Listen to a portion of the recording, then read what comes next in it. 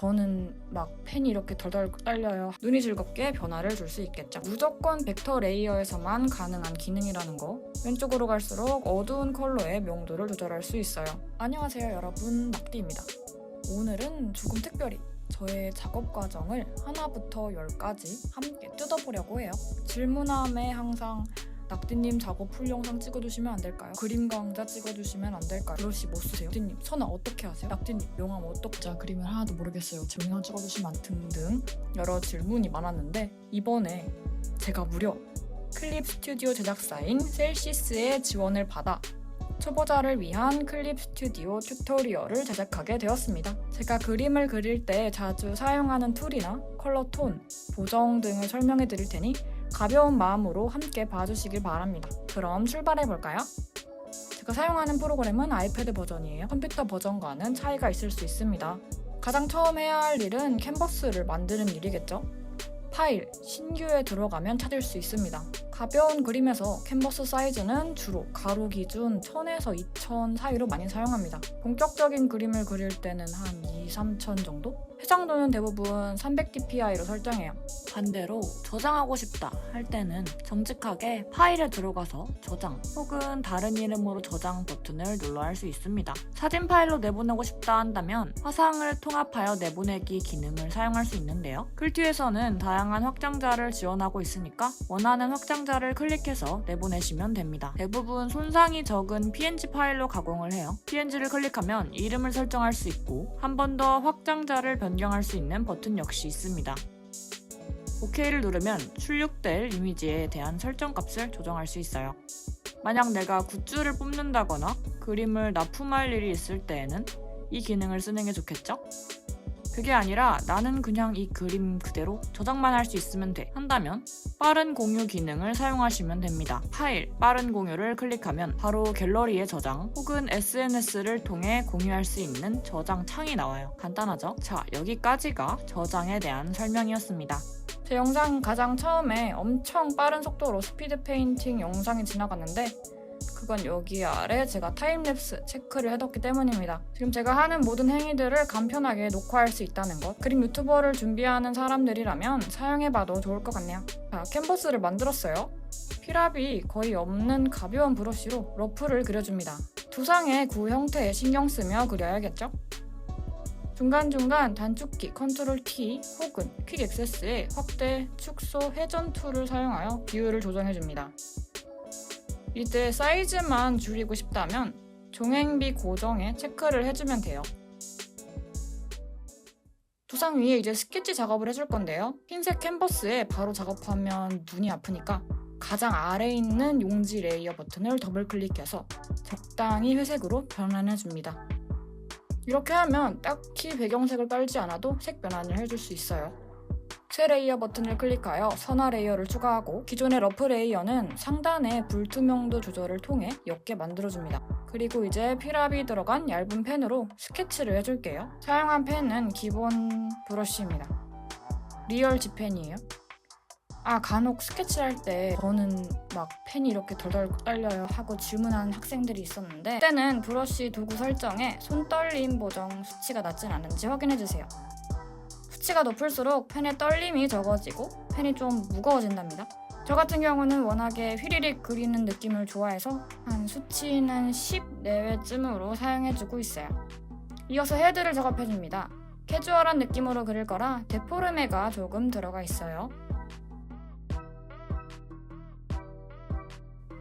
헤드 레이어가 만들어졌고요. 이제 벡터 레이어를 추가해서 이목구비를 그려줄 겁니다. 벡터 레이어는 선화에 특화되어 있는데 왜 선화에 좋은지는 뒤에서 설명할게요. 귀 사이즈는 대략 눈썹과 코 끝의 길이에 맞춰 그려줍니다. 이거 비율이 안 맞다 싶으면 올가미 자유 선택 툴로 선택을 하고 컨트롤 T 눌러서 위치를 옮겨주면 돼요. 이때 도구 설정에 들어가 보면 다양한 선택 옵션을 확인할 수 있어요. 중복 선택도 되고 제거도 되고 단일 선택도 되고 그리고 이 벡터 레이어에 그려진 선들은 후보정이 가능한데요. 만약 내가 선을 그려뒀는데 마음에 안 들어. 그러면 벡터선 잡기나 제어점을 사용해서 형태를 변형해 줄 수 있습니다. 신기하죠?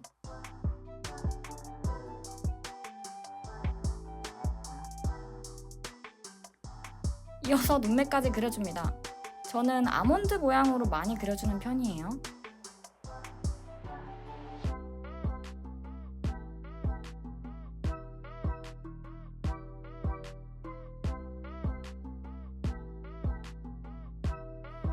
이제 이목구비는 다 그린 것 같으니까 위에 새로운 벡터 레이어를 생성합니다. 레이어가 조금 많아졌죠? 정리를 위해 인물 선화가 들어갈 폴더를 생성하겠습니다. 폴더 버튼 클릭하고 아래 레이어들을 중복 선택해서 끌어 넣어줄게요. 짠! 이렇게 레이어를 깔끔하게 정리해줄 수도 있습니다. 각각의 레이어를 더 확실히 구분하고 싶다면 팔레트 컬러를 사용해줄 수 있어요. 이렇게 하면 더 기억하기 수월하겠죠? 계속해서 머리카락을 그려줄게요. 헤드 위에 조금 붕 떠있도록 그려줍니다. 뿌리 볼륨이나 머리카락 자체의 부피감에 의해 살짝 위에 자리하게 되어요. 그리고 머리카락 정수리 부분 가마 방향에 따라 한쪽 방향으로 헤어리처럼 흐름이 생기는 경우가 많으니 이걸 고려해서 그려주세요. 저는 요즘 유행하는 가벼운 반발로 그려주려고 해요. 펌으로 살짝 아래를 말아준 형태죠. 머리카락의 안쪽 면과 바깥쪽 면을 나눠서 그려줍니다. 벡터 레이어에서는 선화가 튀어나가는 것은 신경 쓰지 않아도 됩니다. 이렇게 중구난방하게 뭔가를 그려놨더라고 해도 러프 지우개를 사용하면 튀어나간 부분을 간편히 지워줄 수 있어요. 툭툭 건드려주면 지워지는 게 보이죠? 단 무조건 벡터 레이어에서만 가능한 기능이라는 거 꼭 기억해주세요. 선 딸 땐 벡터 레이어 쓰기. 다시 돌아와서 헤어를 마저 작업해줍니다. 머리카락은 얇은 면과 같아요. 안쪽 면과 바깥쪽 면을 번갈아주면서 눈이 즐겁게 변화를 줄 수 있겠죠.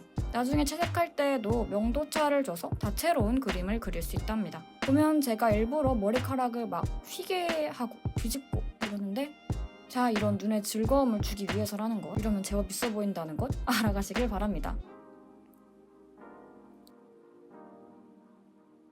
머리카락이 귀에 꽂히는 부분은 작은 영역에 머리카락이 많이 밀집되죠. 선도 더 촘촘하게 따줍니다. 반대로 머리 밑부분은 대체로 묘사가 적은 편이에요. 너무 가닥가닥 그리면 오히려 떡진 머리처럼 보일 수 있으니까 적당한 타협점을 찾아 데포르메를 줘야 됩니다. 대충 보았으니까 이제는 빠르게 재생해 볼게요.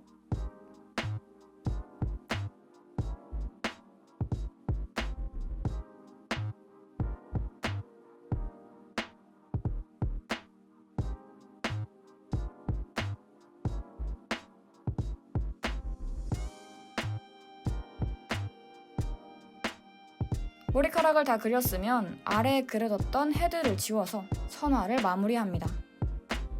저는 인상을 더 그윽하게 해주고 싶어서 눈꺼풀 점막 부분이나 속눈썹 묘사도 더해줄게요.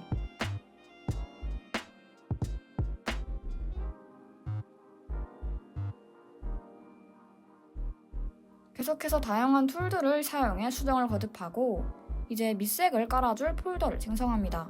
선화 폴더, 밑색 폴더, 명암 폴더 이렇게 따로따로 만들어서 사용하는 편이에요. 밝은 피부색을 깔아줄 거니까 용지색도 더 어둡게 바꿔줍니다. 그리고 다운받은 올가미 채색 툴을 사용해서 채색해줄 거예요. 이렇게 영역을 선택해주면 선화 안쪽에 있는 부분은 몽땅 색이 칠해진답니다. 신기하죠? 클립 스튜디오 쓰면 이런 것도 할 수 있습니다. 튀어나간 부분 대충 지워주고 다른 부분도 이렇게 밑색을 깔아줄게요.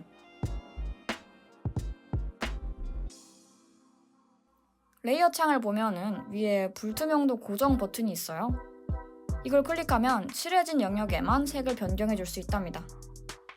밑색끼리 잘 어우러지도록 에어브러쉬로 머리카락의 피부색을 살짝 섞어줍니다. 그리고 바깥쪽 외곽 쪽에는 환경광에 의해 은은하게 하늘빛이 반사되도록 칠해주세요. 영역 밖으로 안 넘어가고 잘 칠해지죠? 이제 본격적으로 명암을 줄 건데요. 머리카락 명암을 줄 때에는 구를 그리는 방법과 비슷하게 해주시면 돼요.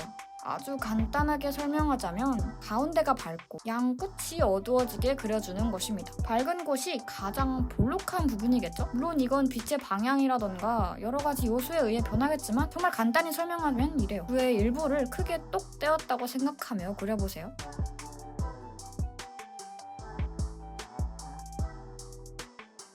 평소에 인물 사진을 보면 머리카락의 광택이 띠처럼 둘러져 있다는 것을 알 수 있습니다.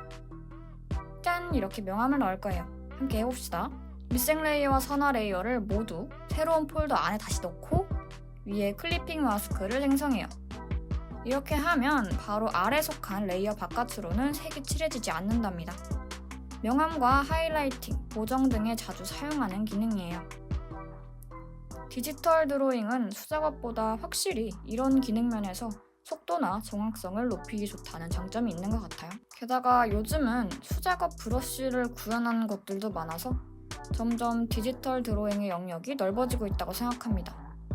여러분도 그렇게 생각하시나요? 지금은 제가 표준 레이어로 칠하고 있는데 선화가 지워지는 게 싫다 하는 분들은 곱하기 레이어로 설정하시면 돼요. 클립 스튜디오에서는 다양한 혼합 레이어를 지원하고 있답니다.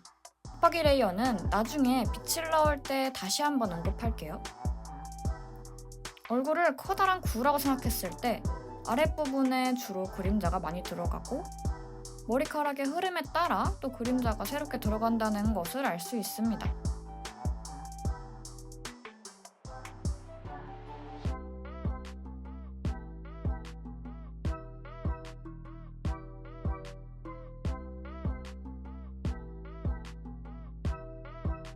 중간중간 옅어진 선들도 다시 진하게 채워주고요.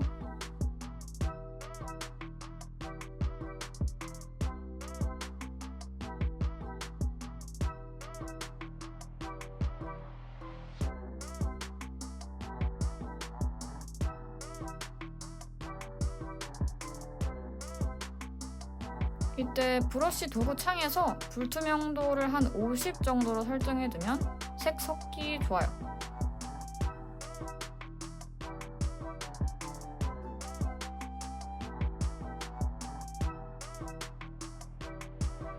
대충 묘사가 마무리되었는데 아직 뭔가 부족한 것 같죠? 부족한 부분을 채워주는 것이 바로 보정입니다.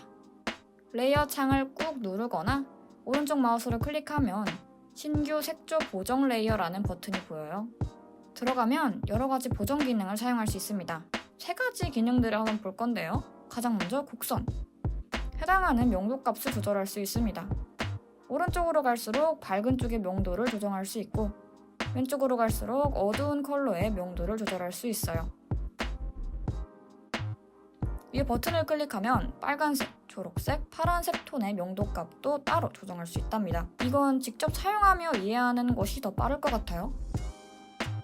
색을 조정해준 뒤에 클리핑 마스크로 설정하면 배경에 영향을 미치지 않고 인물 색만 변경할 수 있겠죠. 마스크를 클릭하고 지우개로 보정 남겨두고 싶은 부분만 남겨줄게요. 다음은 컬러 밸런스예요. 곡선을 조금 더 수치화한 것이라고 생각하면 됩니다. 독특한 색감을 표현해낼 수 있어요. 마지막은 레벨 보정, 그림에 출력될 명도 값을 조정해줄 수 있습니다. 자, 이렇게 보정까지 마쳤고요. 여기까지 했으면 마지막 묘사만 조금 더 얹어주고 마무리하면 됩니다. 저는 일단 셀식으로 그림을 그려준 다음에 위에 일반 레이어를 추가해서 반모태로 묘사하는 편이에요. 명암 컬러보다 밝은 색을 사용해 얼굴의 밀도를 높여줄게요. 선화를 해치지 않는 범위에서 칠해주는 게 중요합니다. 주로 코 부분이라던가 대애교살, 입술 부분에 컬러링을 많이 해주고 있어요. 이 부분은 선택사항이라 빠르게 넘어갈게요.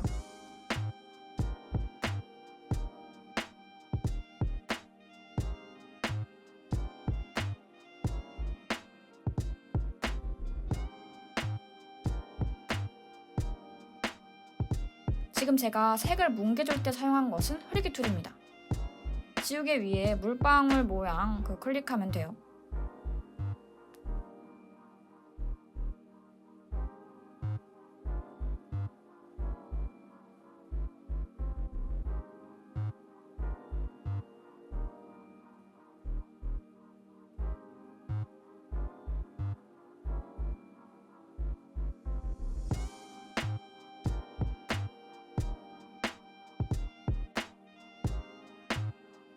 이제 진짜 마지막 디지털 드로잉의 꽃이라고 할 수 있는 후보정을 하겠습니다. 아까 레이어 창에 이 버튼을 클릭하면 여러가지 혼합 레이어 있다고 했잖아요. 이 중에서 저는 곱하기, 오버레이, 색상 번, 발광 타치, 더하기 발광을 주로 사용한답니다. 기억해두면 좋아요. 오버레이로 얼굴의 가운데 부분을 밝혀주고 스크린으로 머리카락 바깥 부분에 환경광을 추가해줍니다. 이때 불투명도를 적절히 조정해주세요.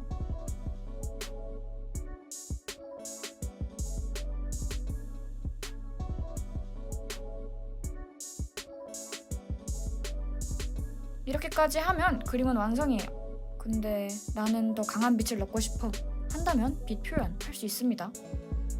곱하기 레이어를 위에 클리핑 마스크를 얹어주고 그림자를 추가해주면 금방 그림자도 만들어낼 수 있거든요. 너무 어두운 것 같아 하면 이 위에 오버레이 하나 더 얹어서 아래서부터 올라오는 반사판 효과도 내줄 수 있고 위에 발광 레이어를 추가해서 더 강한 빛도 만들어낼 수 있죠. 디지털 드로잉으로는 거의 못하는 게 없을 만큼 여러 기능을 지원하고 있답니다. 자, 여기까지 클립 스튜디오를 사용해 인물을 한번 그려보았어요. 짧은 시간에 여러 가지 내용을 담아내야 하다 보니 축약된 부분도 많지만 그럼에도 하나의 그림을 그릴 때 정말 많은 도구가 사용된다는 것은 알 수 있었습니다. 이렇게 고생해서 그린 그림을 넷상에 업로드하면서 자신의 입지를 넓혀나갈 수 있겠죠. 디지털 드로잉은 많은 비용을 요구하지도 않고 엄청난 접근성을 가지고 있기도 하죠. 그러나 이 접근성은 양날의 칼과 같다고 할 수 있습니다. 지금부터는 워터마크에 대한 이야기를 이어서 해볼게요. 디지털 저작물의 가장 큰 단점은 공유하기가 너무 편하다는 것입니다. 원작자인 내가 SNS에 그림을 올렸어요. 근데 그 그림을 누군가 훔쳐가서 자신의 그림이라고 이때 그럼 나는 어떻게 소유권을 주장할 수 있을까요? 이런 저작권상의 문제를 줄이기 위해 우리는 그림에 워터마크를 박아넣곤 합니다. 완성된 그림에 타이핑을 하기도 하고 직접 사인을 넣기도 하고 혹은 이런 식으로 소재로 저장해두기도 하죠. 워터마크 소재를 만드는 방법은 굉장히 간단합니다. 새 캔버스를 불러오고 본래 하던 방법으로 마크를 만들어줍니다. 혹은 나를 대표하는 캐릭터를 그릴 수도 있겠죠. 그려진 레이어를 모두 통합한 뒤에 선택 툴을 사용해 모두 선택, 그 다음에 편집, 소재 등록, 화상에 들어가면 빠르게 소재로 등록해둘 수 있습니다. 이때 패턴이 반복되어 나오는 타일링, 용지, 텍스처로 설정하기, 브러쉬 끝 모양으로 설정하기 등등 설정은 다양하지만 워터마크용으로 사용하는 거라면 그냥 소재명만 정해준 뒤 저장해도 충분해요. 소재의 저장 위치는 필수로 선택해줍니다. 만든 소재는 도구바에 있는 폴더 버튼을 클릭해 찾을 수 있어요. 저 같은 경우 워터마크 등은 클릭 후 페이보릿 카테고리에 분류해둔답니다. 완성된 그림에는 그냥 쓱 드래그만 해도 충분해요. 별로 어렵지 않죠? 클립 스튜디오를 쓰면서 가장 좋았던 건 이렇게 다양한 브러쉬나 소재를 정리해 둘 수 있다는 것 같아요. 요즘 유행하는 로판 장르라던가 화려한 그림을 그릴 때는 장신구가 정말 많이 들어가는데 공유된 소재들을 사용하면 그리는 시간을 훨씬 단축할 수 있거든요. 풀트에서는 다양한 무료 소재를 지원하고 있고 다른 사람들이 공유해둔 브러쉬들도 쉽게 다운받을 수 있습니다. 사실 클립 스튜디오가 인기가 많은 이유는 이 소재가 한몫하지 않았나 싶어요. 메인 창에서 클립 스튜디오 마크를 클릭하고 소재 찾기 버튼을 누르면 다양한 소재를 다운받을 수 있는 에셋 페이지로 연결된답니다. 브러쉬뿐만 아니라 3D 소재, 패턴 등등 그 종류도 여러 가지예요. 요즘 같은 시대에 클튜 하나 장만해두면 초보자분들도 그럴싸한 그림을 그려낼 수 있답니다. 그림에 관심이 있으신 분들 혹은 디지털 드로잉을 시작하고 싶은 분들은 이번 기회에 클립 스튜디오를 한번 사용해보시는 것은 어떨까요? 클립 스튜디오에서는 무료 체험 기간도 지원하고 있으니 언제든 도전해보시길 바랍니다. 그러면 오늘도 영상 시청해주셔서 감사하고 저는 다음 영상에서 뵐게요. 안녕!